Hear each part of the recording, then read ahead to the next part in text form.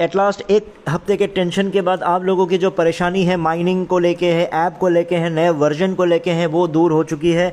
अब प्रॉपर तरीके से ऐप काम कर रहा है। तो वही चीज़ मैं आप लोगों को हमेशा से बताता है। इतने दुनिया भर के मैसेजेस आए हैं तो उनका रिप्लाई मैं मैसेजेस के इसी तरह से मैं आप लोगों को करता रहा कि देखो, जब भी नया वर्जन आता है, जब भी इस तरह से कुछ भी चेंजेस होता है ना, स्टार्टिंग में प्रॉब्लम्स आती है, उसको स्टेबलाइज होने में थोड़ा सा टाइम डेफिनेटली लगता है। तो वही चीज़ हुआ और अभी वो स्मूथली चलने लग गया है। सब स्मूथ तरीके से आप लोग माइंड कर पा रहे हो। लेकिन उसके बावजूद भी अभी ढेरों मैसेजेस इस बात को लेके आ रहा है कि जो आपका गेमिंग ऐप है, जो आपका जो क्यूहोंग का जो गेम है, स्पिन वाला गेम है, वो कब आने वाला है। तो उसको लेके मेरे पास दुनिया भर के मैसेजेस आ रहे हैं। तो उसी चीज़ को लेके इस वीडियो में हम डिस्कस करने जा रहे हैं कि ये एक्चुअल में आएगा कब। मैंने बीच में भी एक वीडियो बनाया था जहाँ पे मैंने आप लोगों को बताया था वेरीफाइड ITLG के बारे में। तो वेरीफाइड ITLG जब भी आपका वेरीफाइड होके आपके खाते में आ जाएगा तब आप गेम खेल पाओगे।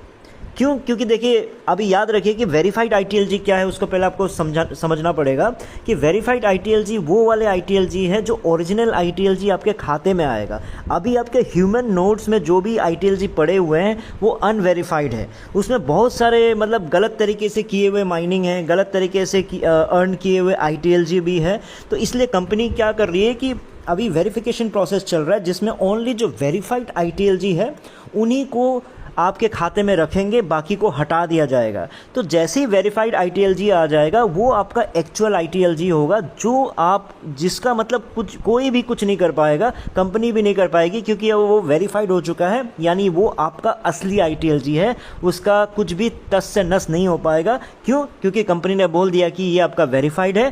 अब इसको मतलब नहीं है कि कोई बर्निंग मैकेनिज्म चल रहा है, ये चल रहा है, वो चल रहा है, नहीं, वो आपके खाते में आ चुका है। यानी आज का दिन अगर 28 तारीख है तो 28 अगस्त को अगर आपके पास 20,000 वेरीफाइड ITLG है, इसका मतलब हो गया कि आपका फिक्स हो गया, ये 20,000 ITLG आपका है। इसके बाद बर्निंग हो रहा है, क्या हो रहा है, वो फ्यूचर में जो आपकी ITLG आ रही है उस पे एप्लीकेबल होगा। इस 20,000 पे उसका कुछ भी असर नहीं होने वाला है, वो आपका वेरीफाइड है। और इसी 20,000 से आप क्या कर सकते हो, गेम खेलो या फिर कुछ भी ऐप इन ऐप कुछ भी परचेज़ करने का अगर ऑप्शन आता है, जो भी मतलब ट्रांजैक्शंस के लिए जब भी यूज़ होगा, तो ये वाले वेरीफाइड से आप कर पाओगे।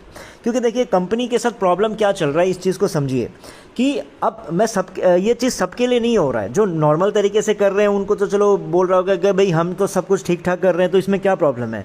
लेकिन अगर आप देखोगे तो कंपनी लेवल पे अगर चीज़ों को देखोगे तो बहुत सारी गड़बड़ियाँ चल रही है। तो कंपनी ने क्लियरली बोला है कि प्लीज़ जो थर्ड पार्टी टूल्स हैं, मैक्रोज हैं, उनको ये अब यूज़ मत कीजिए, गलत तरीके से रेफरल्स मत खरीदिए, क्योंकि इससे कोई फ़ायदा नहीं होने वाला है।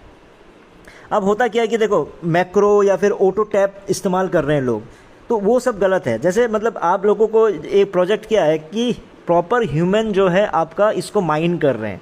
लेकिन कुछ लोग क्या आता है, ऑटो टैप ऐप्स का इस्तेमाल करते हैं, एमुलेटर्स का इस्तेमाल करते हैं। बीच बीच में आप लोगों को एरर नहीं आ रहा था कि एमुलेटर है, जिसकी वजह से आप लोगों को दोबारा साइन आउट करना पड़ रहा है, कभी इंस्टॉल करना पड़ रहा है। तो आप लोगों की गलती नहीं है उसमें, लेकिन बहुत ऐसे लोग हैं, बहुत सारे ऐसे माइनर्स हैं जो गलत तरीके से माइन कर रहे थे। तो सिस्टम उसको ऑलरेडी उसको रेक्टिफाई कर पा रहे हैं ईजी तरीके से। जैसे मैक्रो, अगर ऑटो टैप की बात करूँ, इसमें कुछ लोग ऐसे ऐप लगाते हैं जो अपने आप टैप कर देते हैं। मतलब जैसे जो क्लिक करके हाँ माइन हो गया। जैसे एग्जांपल है, जैसे घंटी बजाने के लिए आपने किसी को रिमोट दे के रख दिया, बस वो रिमोट दबाया, होता चला गया। तो ये मत सोचिए कि इससे फ़ायदा होगा। सिस्टम को पता चल जाता है कि हर रोज़ बिल्कुल एक ही सेकंड में एक ही पैटर्न से जो टैप हो रहा है, ये इंसानी व्यवहार नहीं हो सकता, ये इंसान नहीं कर रहा होता है। तो वो फ्लैग हो जाता है। वो फ्लैग होते ही सिस्टम को पता चल जाता है कि ये कोई ऐप यूज़ कर रहा है।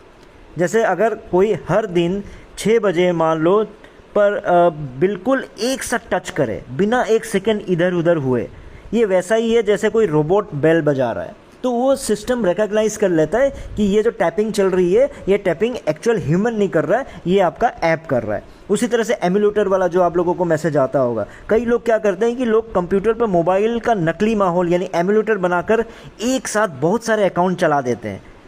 मतलब ऐसा हो गया कि एक ही इंसान नकाब पहन के 10 तरह के अलग अलग लाइन में लग के वहाँ का फ़ायदा उठा रहा है। तो सिस्टम डिवाइस की पहचान और नेटवर्क पैटर्न को देख लेता है।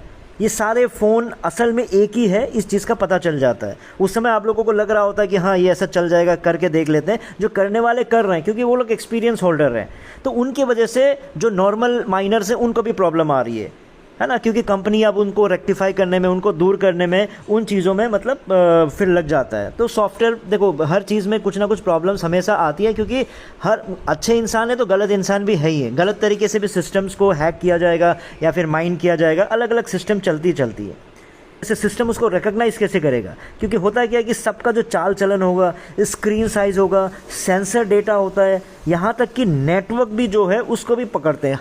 कई तरीक़ों से उसको ना पकड़ा जा सकता है, उसको सिस्टम उसको रिकॉग्नाइज करता है। आप भले ही एक ही मोबाइल में सब कुछ डाल दिए तो वो क्या करेगा, स्क्रीन के पैटर्न को भी चेक करने की कोशिश करेगा, सेंसर डेटा को चेक करेगा, चाल चलन, बहुत सारे टेक्निक होते हैं। तो इसलिए इन झंझटों में मत पड़िए। जो नॉर्मल है उनके लिए नहीं बोल रहा हूँ, बहुत सारे लोग हैं वो भी इस तरह से कर रहे हैं, ठीक है। तो उनको भी वही है कि कंपनी ऑलरेडी इस पे भी काम कर चुकी है। अब उनको वेरीफाइड तरीके से उन जो भी गलत तरीका है, जो भी गलत तरीके से माइन किए, उन सबको हटाया जा रहा है। तो इन सब पे आप ध्यान मत दीजिए, इस तरह के गलत तरीके से करने की कोशिश मत कीजिए, क्योंकि कंपनी इनको ईजिली पकड़ ले रही है। तो इसलिए जो भी चीज़ें गेमिंग वाला कब का आने वाला था, कंपनी ने मतलब बहुत पहले आपको अनाउंस कर दिया था खुशी खुशी कि चलो हम गेम स्टार्ट करने जा रहे हैं।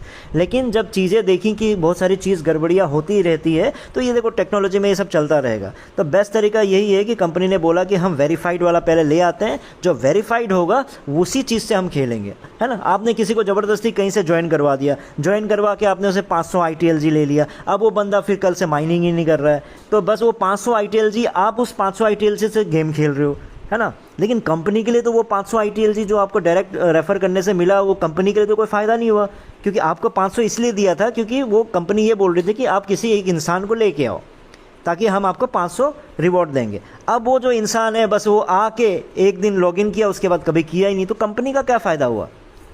तो इसलिए ऐसे जो आप क्या के लिए आपके लिए तो फ़ायदा हो गया, आपने बिना मतलब का उस 500 ITLG से गेम खेलना शुरू कर दिए। अब कंपनी बेचारा लगा पड़ा हुआ है कि मैंने 500 भी ITLG दिए, अब वो इंसान भी नहीं है, वो माइंड भी नहीं कर रहा है, और फालतू का आप उस 500 ITLG से आप गेम खेल रहे हो। तो सिर्फ एक प्रॉब्लम्स नहीं है, बहुत सारी प्रॉब्लम्स है। इसलिए वेरीफाइड ITLG का आना बहुत ही ज़रूरी है। इसलिए आपका जो बर्निंग मैकेनिज्म है इसलिए शुरू हुआ है, प्लीज़ चीज़ों को समझिए। इसलिए जो लोग अभी भी एक्टिव नहीं है, अपने टीम को एक्टिव बनाइए, उन लोगों को बोलिए भाई दिन में एक बार एक्टिव हो जाइए, कोई बात नहीं, फ्यूचर देखो आपका जा क्या रहा है, आपका कोई इन्वेस्टमेंट तो नहीं हो रहा है ना। तो इसलिए उस चीज़ को समझ के एक बार भी अगर आप माइंड करोगे तो आप एक्टिव रहोगे। फ्यूचर में कुछ ना कुछ अगर अच्छा हो जाता है तो आपका ही फ़ायदा होने वाला है, अगर नहीं भी होता, कुछ गड़बड़ भी इन केस हो जाती है, तो आपका क्या जा रहा है।